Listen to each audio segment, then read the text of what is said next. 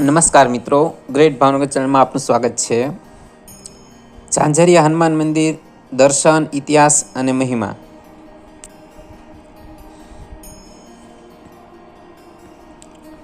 આજના વિડીયોમાં આપણે જોઈશું ઝાંઝરિયા હનુમાન મંદિર ક્યાં આવેલું છે, દર્શનનો સમય શું છે, ઝાંઝરિયા હનુમાન મંદિરની પ્રાગટ્ય કથા શું છે, ઝાંઝરિયા નામ કેવી રીતે પડ્યું, આ મંદિરનો બજરંગદાસ બાપા સાથે શું સંબંધ છે અને મંદિરનો મહિમા, ઉજવણી અને વિશેષતાઓ શું છે।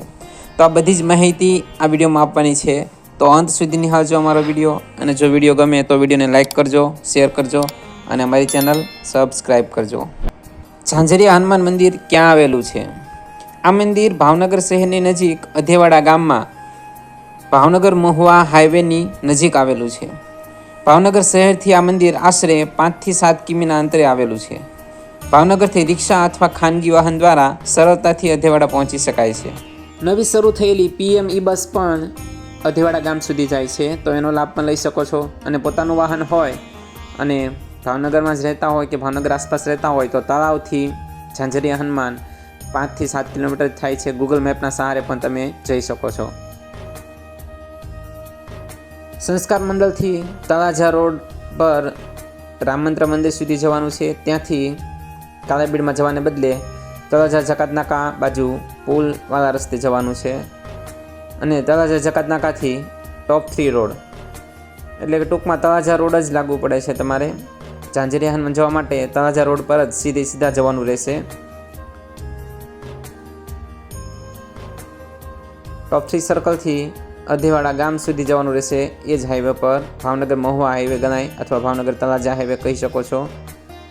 એ જ નેશનલ હાઈવે પર અધેવાડા ગામ સુધી જવાનું રહેશે।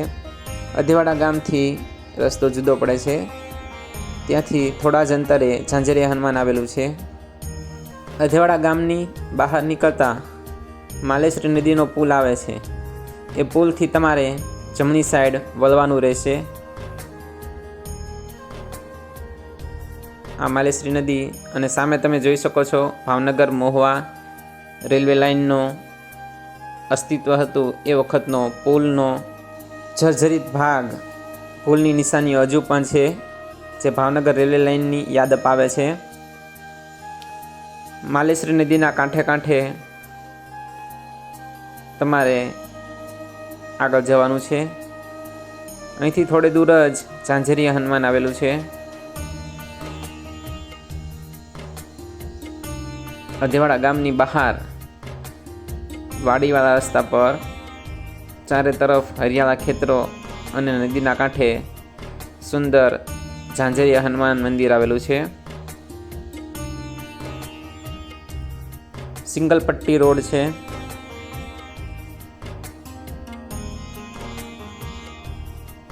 ભવ્ય પ્રવેશ દ્વાર આવી ગયું છે। આ પ્રવેશ દ્વારથી જ તમને ખબર પડી જશે કે ઝાંઝરિયા હનુમાન મંદિર આવી ગયું છે। મંદિર પરિસરમાં વિશાળ મેદાન છે। ઝાંઝરિયા હનુમાન મંદિરના દર્શનનો સમય શું છે? ઝાંઝરિયા હનુમાન મંદિર સામાન્ય રીતે દરરોજ સવારે 7 થી બપોરે 12 વાગ્યા સુધી અને ત્યારબાદ સાંજના સમયે 4 થી 9ના સમયમાં દર્શન માટે ખુલ્લું હોય છે। શનિવારે હનુમાનજીના દર્શનનું ખાસ મહત્વ હોવાથી શનિવારે વહેલી સવારે 5:30 વાગ્યાથી દર્શન માટે મંદિર ખુલી જાય છે અને આખો દિવસ દર્શન થાય છે।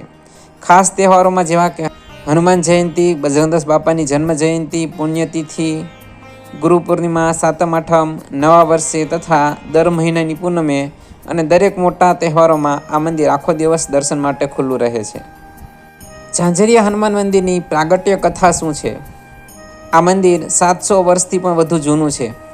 એમ કહેવાય છે કે આ હનુમાન દાદા પહેલાં સિહોર પાસેના કનાડ ગામમાં બિરાજતા હતા અને અધેવાડાના એક ભૂદેવ નિત્ય ત્યાં હનુમાનજીની સેવા કરવા જતા હતા।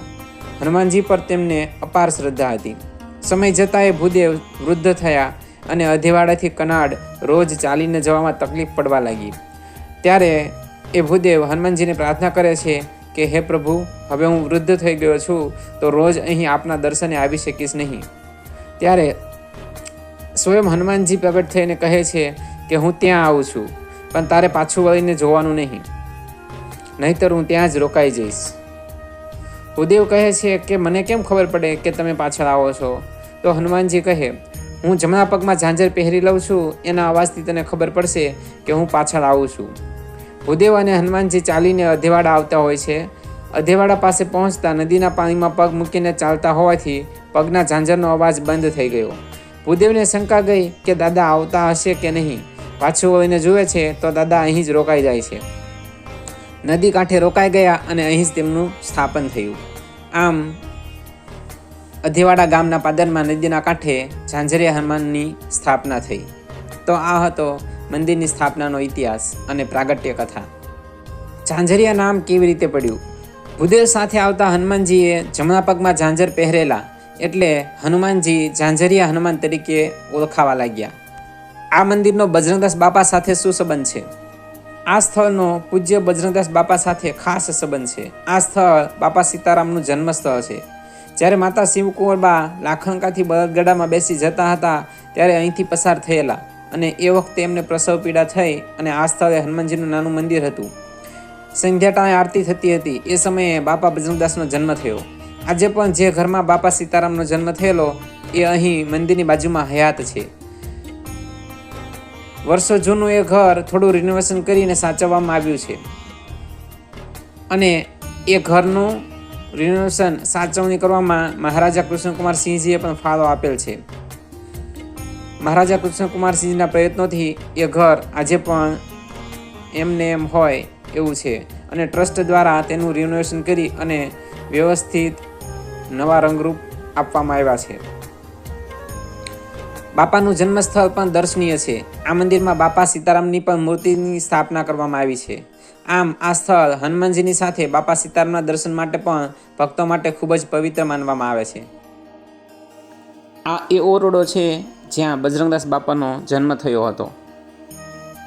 આમ રામ ભક્ત હનુમાનજી અને બાપા સીતારામ બે મહાન ભક્તોના દર્શનનું અદ્વિતીય સ્થળ છે.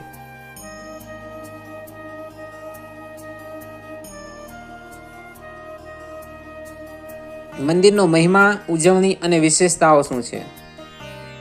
રામ ભક્ત હનુમાન અને બજરંગદાસ બાપા બંનેનું મહત્વ હોય એવું કદાચ આ ગુજરાતનું એકમાત્ર સ્થળ હશે જ્યાં બજરંગદાસ બાપાનો પણ એટલો જ મહિમા છે અને હનુમાનજીનો પણ એટલો જ મહિમા છે.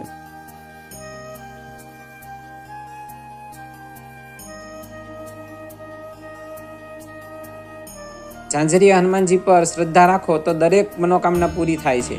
દૂર દૂરથી ભાવિક ભક્તો દાદાના દર્શને આવે છે. ઝાંઝરિયા હનુમાનજી હાજર છે. ઘણા ભાવિક ભક્તોના દુઃખ દૂર કર્યા છે દાદાએ. ઝાંઝરિયા હનુમાનના દર્શન માત્રથી ધન્ય થઈ જવાય છે અને જો સાચા દિલથી પ્રાર્થના કરો તો ઝાંઝરિયા હનુમાન તમારું કામ અવશ્ય કરે છે. મંદિર પરિસરમાં થતી ઉજવણીની વાત કરીએ તો હનુમાન જયંતિ, ગુરુ પૂર્ણિમા, બાપા સીતારામની જન્મ જયંતિ અને પુણ્યતિથિ અને અન્ય ધાર્મિક તહેવારો ખૂબ જ ધામધૂમથી ઉજવવામાં આવે છે. સંતવાણી કાર્યક્રમો થાય છે. મહાપ્રસાદનું આયોજન થાય છે.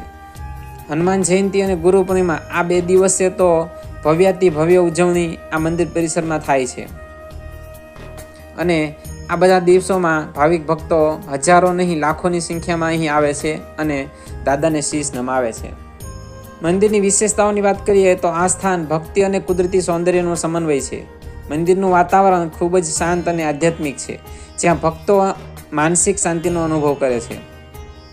મંદિર પાસેની નદી અને આસપાસના હરિયાવાળી વિસ્તારથી ચોમાસામાં ખૂબ જ સુંદર દ્રશ્યો તમને જોવા મળે છે. જો તમે ભાવનગરની મુલાકાતે હો તો આ પવિત્ર સ્થાનના દર્શન કરવા ખાસ જજો. જય હનુમાન, જય ઝાંઝરિયા હનુમાન.